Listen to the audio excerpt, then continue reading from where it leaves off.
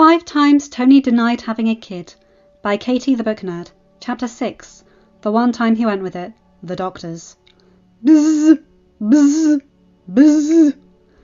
Tony groggily awoke from an impromptu nap, draped uncomfortably over the metal table in his lab. It had been a late night, and he must have dozed off while he was waiting for the soup diagnostics.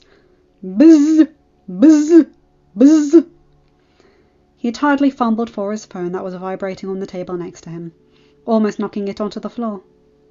He composed himself a little more, and fake cheerfully answered, "Tony Stark, eh?"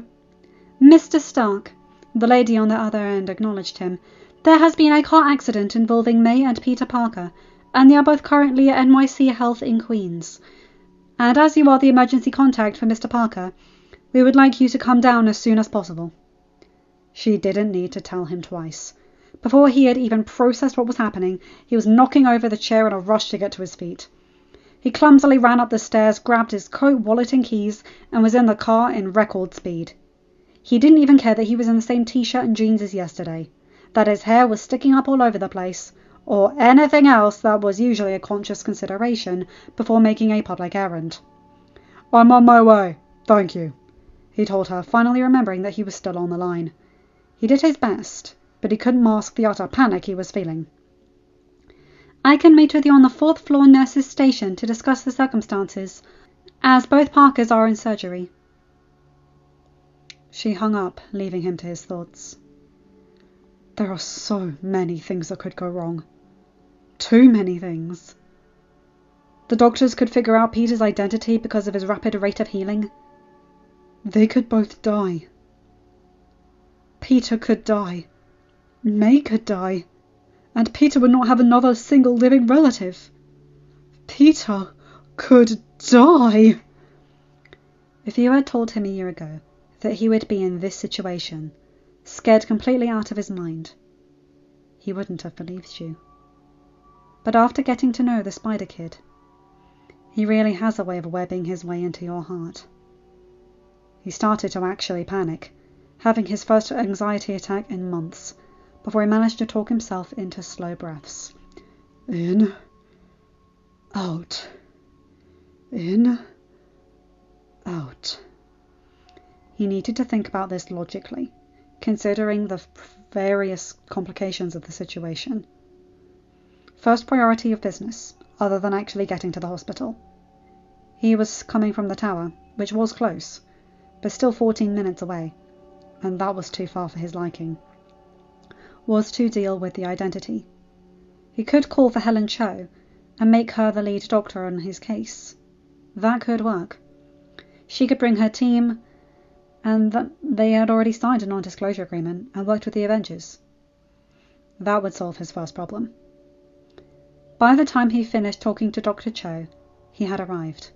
He practically sprinted up the stairs and to the area where the woman said to meet. A tall blonde lady was standing there, looking very professional and put together.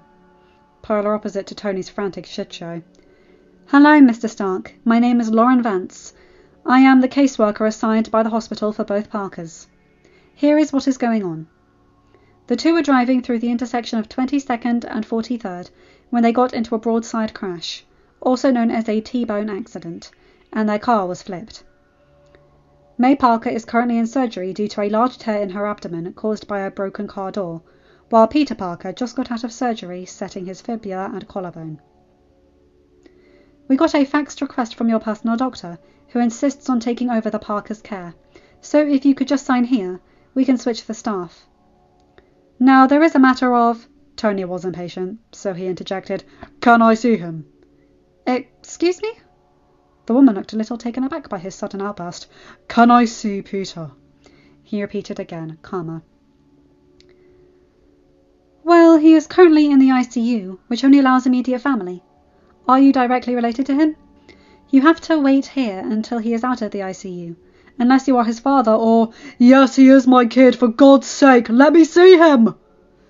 The lady was seeming to be a little weary of his explosive actions, but she must be used to this sort of thing happening in her line of work. Besides, Tony didn't care if he had to call the suit to him and fight everyone on the staff. He was getting in that room. She led him to Peter's room, and the kid looked terrible. He had tubes coming out of his nose and mouth, with multiple needles inserted into his arm. He knew Peter must definitely be out of it, otherwise he would have thrown quite the fit. Despite the many injuries he received while being Spider-Man, he still hadn't gotten over his fear of needles. And, beyond that, so many bruises littered his body that there was barely any of his pale skin showed through. Blood still caked his hair. "Oh, Pete," he whispered before sliding into a seat by his bed, scooting in next to him.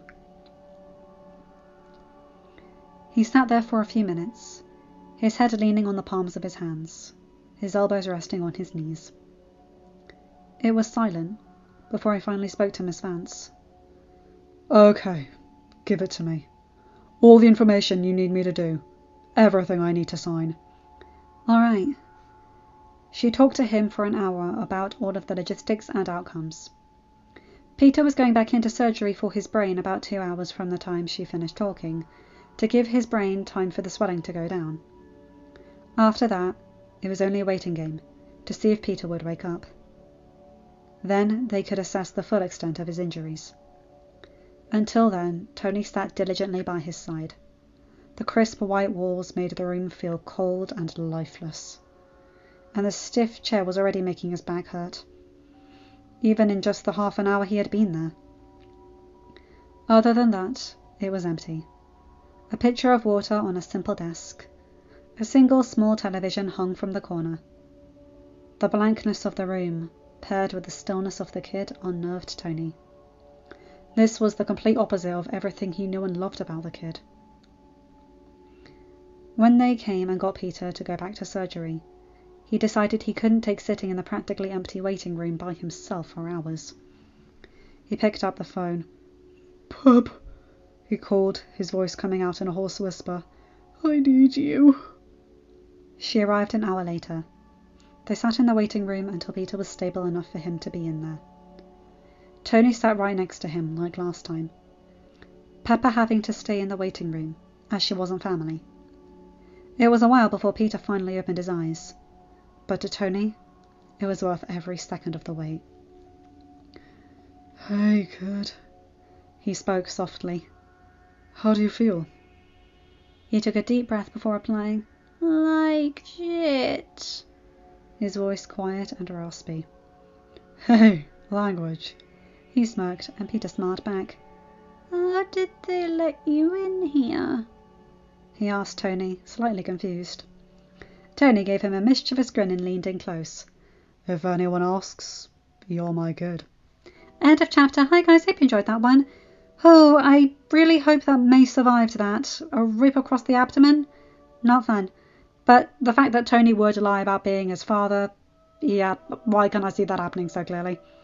Anyway, you guys know the drill. Like, comment and subscribe and hit that bell to get notified whenever I upload a new video. Have a good day, night, or whatever time zone you're in. Bye my guys, gals and non-binary pals. I'll see you in another video. Take care.